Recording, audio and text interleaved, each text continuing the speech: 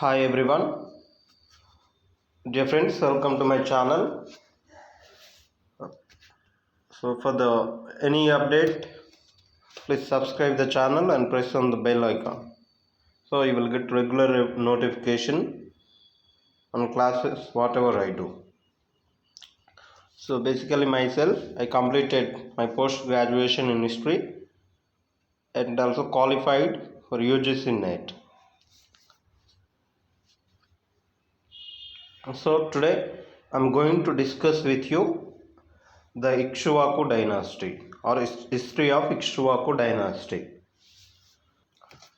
So before going into the discussion, just we look at the map how and where the Ikshvaku dynasty located. So this is the location of Ikshvaku dynasty, mostly part of Andhra Pradesh and Telangana.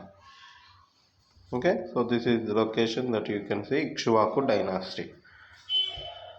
Okay. So this Ikshvakus came into prominence after the Shatavahanas or after the decline of Shatavahana in only Andhra region. So they came into prominence or they came into importance in Andhra region after the Shatavahanas. And these were a small dynasty and ruled for only a period of 75 years. Okay, span of short span of time, and their capital was at Vijayapuri. It's in Nagarjunakonda. So it's also they were these rulers, Ikshvaku rulers were known as a Mahatalvaras of Shatavahana, means like a feudatories of Shatavahana. And we see that according to Fanikonda inscription. So it's an inscription which says that Sri Shantamala or Vasishti Putta Shantamala, the founder of the Ikshvaku dynasty, so was a Mahatalavara of to Shatavahana. So he was a feudatory, was like a feudatory of Shatavahana. So let's see that how the word Ikshvaku originated. So basically, the word Ikshvaku derived from the word another word known as a Ikshu. Ikshu, that means it's a sugar cane. Ikshu means a sugar cane, and the sugar cane, the emblem of the Ikshvakus is a sugar cane. So this evidence is given by Hanumantarao. So since the by that name, the emblem and their since their emblem was sugarcane and it's known as a Ikshu, so on that name they were called as a Ikshvakus. So this Nagarjuna Konda is one of the important place for the history of this Ikshvaku dynasty. So this place is excavated by Subramanian. So it's R. Subramanian. So the next, let us see some of the sources that says about the this Ikshvakus. So according to the Purana, these Ikshvakus were known as a Sri Parvatiya Andhra. So Ikshvakus known as a Sri Parvatiya Andhra. So basically, they were inhabitants of Andhra region. Okay, and as per the Puranas, around there were around 7 kings who ruled for 75 years. The 7 kings ruled for 75 years. This is according to the Puranas. But according to the inscriptions, so it is just 4 kings who ruled for a period of 75 years. 4 kings who ruled for a period of 75 years. So next work, that is Jain work. It's a Jain Dharmamrutam. It's a work by Jain Dharmamrutam, work by Nayasena. Work by Nayasena. What this work says about the Ikshvakus? So this basically a Jain rhetoric, Kannada text, and according to the book, the Ikshvakus ruled the region of Sri Parvatam. So this ruled the region of Sri Parvatam. And through book we also come to know that this Ikshvakus were immigrants to south. So they were immigrants from north to south. And according to this book also, the Yashodharma of Ikshvaku built a city known as a Pratipalapuram. So this city known as a Pratipalapuram. That is today's Battipolu. So this is the other name for Pratipalapuram. So friends, I will be giving some of the information through oral, so that you be attentive, and whatever I say you just write it down or note it down. So the next, the Buddha Charita is written by Ashwagosha. So who has written Buddha Charita? Ashwagosha. So gives information about the birth of Ikshvakus. So we can see in this book the birth of Ikshvakus. And this also says they were part of Sakya clan. So by hearing the word Sakya clan, you should remember the famous personality. So that is Gautama Buddha. So Gautama Buddha also belongs to same clan. Okay, that is Sakya clan. Then next we see some of the inscriptions of Ikshvakus. What are the inscriptions they issued? So we see that the inscriptions whatever issued by are all Prakrit, and except one ruler, that is Ehabula Shantamula issued inscription in Sanskrit, and rest of the rulers issued in Prakrit. Okay, so now look at the inscriptions and what they say. So Alluri inscriptions. So according to this inscription, the Ikshvakus were subordinate rulers of Shatavahanas, okay, like feudatories. And even in this inscription we see that these Ikshvaku rulers have distributed lots of land to the people, and for the agricultural purpose. The king was very kind towards giving or towards distributing land. Then we see the next one, Nagarjunakonda inscription. Nagarjunakonda inscription is basically issued by Veerapurusha Datta. And as per this inscription, what this inscription says, Vasishtha Sri Shantamula or Vasishtha Putra Sri Shantamula established Ikshvaku Dynasty. So that is in Vijayapuri. So through these inscriptions, that is Nagarjunakonda inscription, we come to know about this one. And the next is a Gummadi Dar inscription. It is a Gummadi Dar means it's a place. Okay, it's a sacred place of Buddhist. So this inscription is issued by Ehabula Shantamula. So Ehabula Shantamula, he has issued a Gummadi inscription. And we see that next to the Manchukallu inscription. And as per this inscription, the king Rudrapurusha Datta is the last king, was defeated by Narasimha Varma of Pallava dynasty. So he has defeated him, and with that their rule came to an end.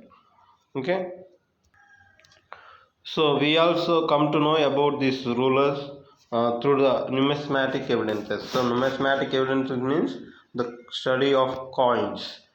So like coins excavated in the region of Nagarjunakonda, Fangiri, Nelakondapalli, and Vademanu, Eleshwaram. So these are the places where these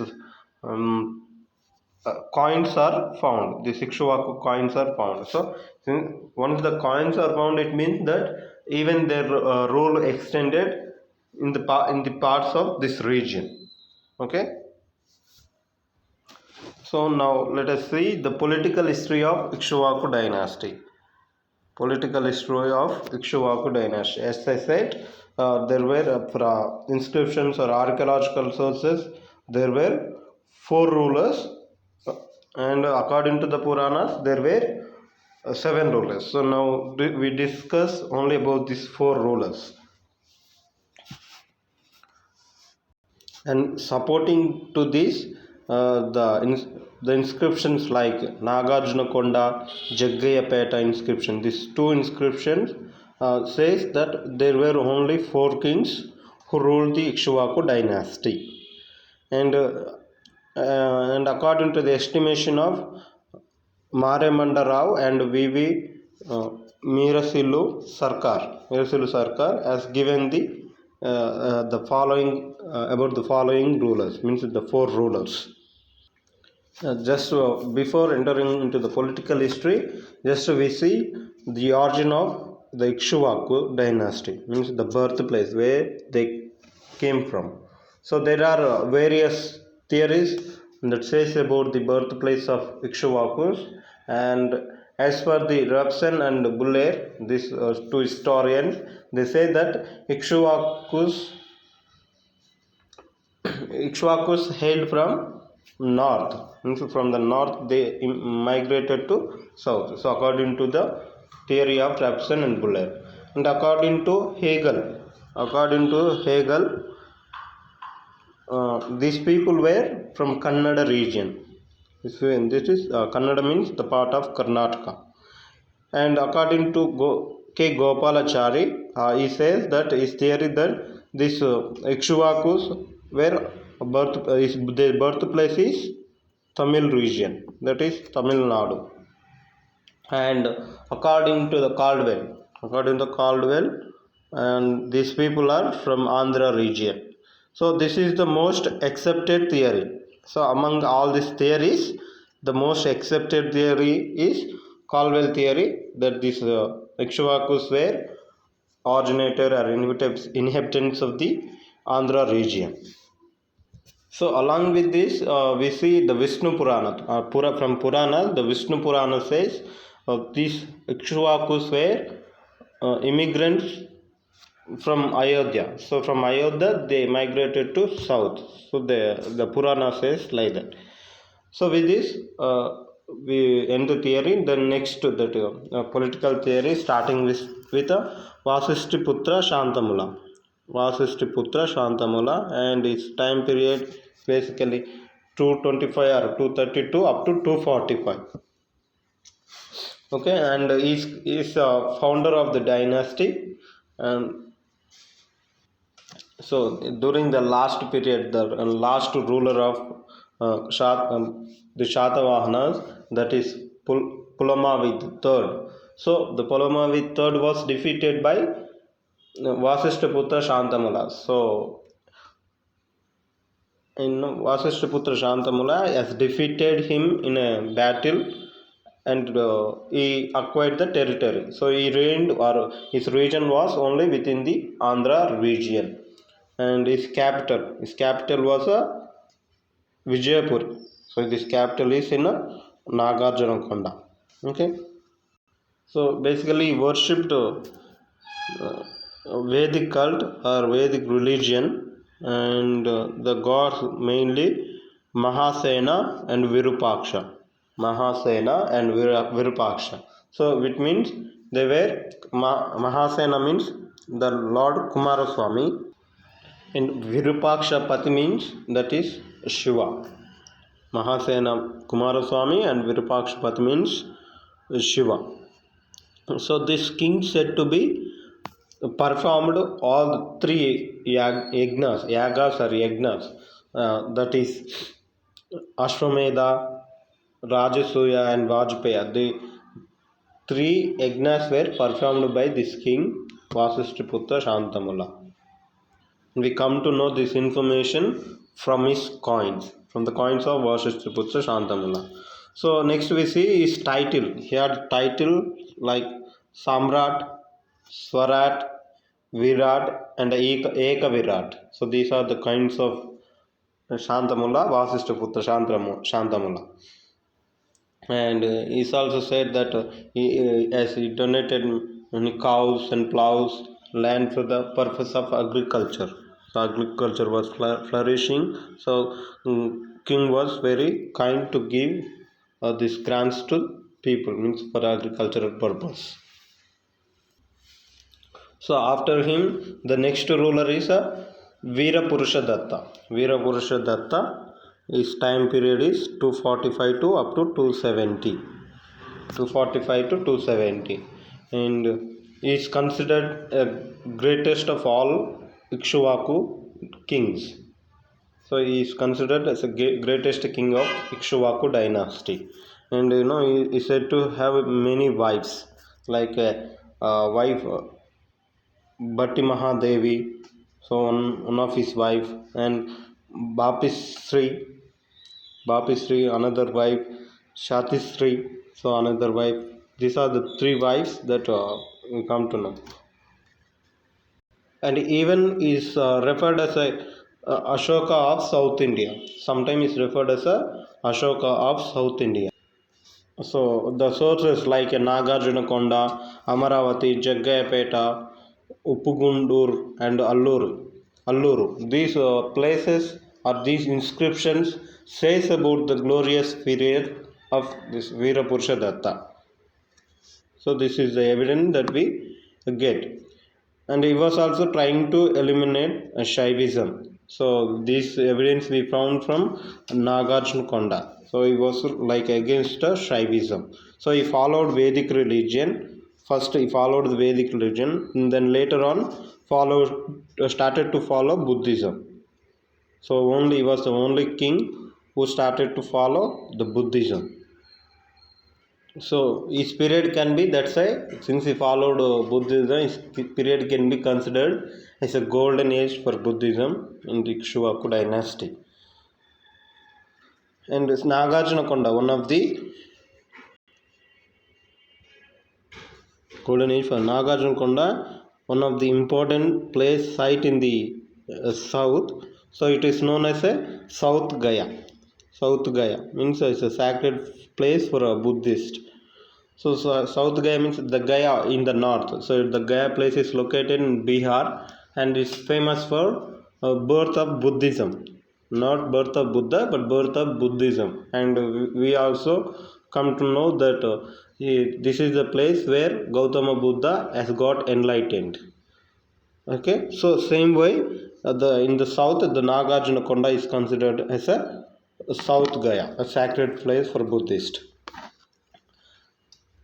So during this period, the Sri Parvata University started, and inside or within the university, there was a Purushabhadra temple was constructed. So both were going hand in hand.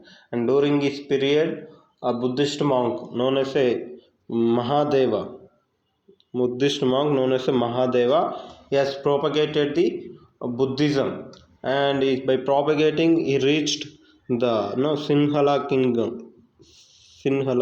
So this kingdom is kingdom of Sri Lanka, the rulers of Sri Lanka. So I reached up to Sinhala kingdom. So this evidence is known from Mahavamsha. So Mahavamsha is a chronicles of Sri Lanka. So this information we get from Mahavamsha. Okay, then next ruler, that is Ehuvala Shantamula. So his period is 272 up to 285 C. Common era. C means common era. Okay. So he is son of Veerapurusha Datta and his mother. So Veerapurusha Datta had many wives. No. So his mother is Bhatti Mahadevi. So he is the son of Veerapurusha Datta and Bhatti Mahadevi. And he completed the construction of this temple, Purushabhadra temple. So Purushabhadra temple basically started by his father in Sri Parvata University. So this was completed by Ehuvala Shantamula. So after that he also undertook several temple construction in Nagarjuna Konda. and we see that those temples like Purshabhadra Narayana Swami temple, and Kartikeya temple,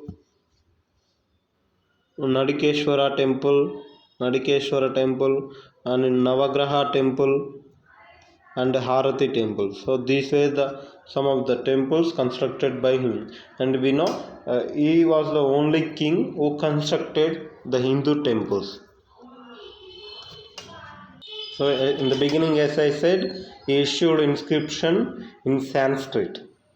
So and this is the first Sanskrit inscription in South India, and even he was giving dates on the inscriptions. So these are the some of the places, means historical places in Nagarjuna Konda. So see these places. So basically Nagarjuna Konda now it is a place in the Nagarjuna Sagar river, which means within the river it was there, but during the construction of this dam, so this whole the project is digged and installed on the hill area. Okay. So I said his inscription, so with the dates. Then his commander, Ehula Shantamula commander, known as Elesri. Elesri has built a temple known as Kumara Swami Sarva Deva Divas temple. Kumara Swami Sarva Deva Divas temple. So this temple is located in Nagarjuna Konda. And the king also has donated various viharas, okay, in Nagarjuna Konda to the monks, Buddhist monks. So here the Buddhist monks to Bahushruti Buddhism, means this Buddhism, Bahushruti Buddhism is followed by his mother. Okay, after that we see the next or fine last ruler, that is Rudra Purushadatta. So he is reigned from 285 to up to 300 CE. So with the three, no, they ruled up to 300 CE common era. Then the rule came to an end. So he was the last ruler of this Ikshvaku dynasty. And then Nagarjuna Konda and Gurajala inscription says gives information about his reign, how he reigned. Okay. And as per the Manchukallu inscription, he was defeated by a ruler known as Narasimha Varman. He was a ruler, Pallava ruler, who defeated the last ruler of Ikshvaku dynasty, that is Rudra Purushadatta. So, with his defeat by Narasimha Varman, the dynasty, Ikshvaku dynasty, came to an end. Okay, so this is the about the Ikshvaku dynasty, and we have not much evidences regarding the administration, social condition. So we know about this ruler through these inscriptions, and I have given every information, means the information where we get from exactly. Okay, so this is, so basically I have given the birthplace of this Ikshvakus and where they originated, like, and then the various sources that speaks of Ikshvakus, like a Puranas or Jain Dharmamrutam, like Amogavarsha, Buddha Charita. So Amogavarsha, not Amogavarsha, I mean Ashwagosha. So Ashwagosha has written Buddha Charita. So through these sources we come to know about the history of Ikshvakus, and I also discussed with you about the four rulers and how they ruled and how they came one by one, like just they were sons of each ruler, like followed by the other. So this is the all about the Ikshvaku dynasty. Okay, and for the latest, means I will be doing the classes regarding the history only. So for the any updates and regarding the classes, so this will be helpful for the candidates who are preparing for the UPSC and in state PSCs like APSC, TSPSC. So to have a regular notification, kindly subscribe my channel and press on the bell icon, so whenever I upload a video you will get a notification. Okay, thank you friends.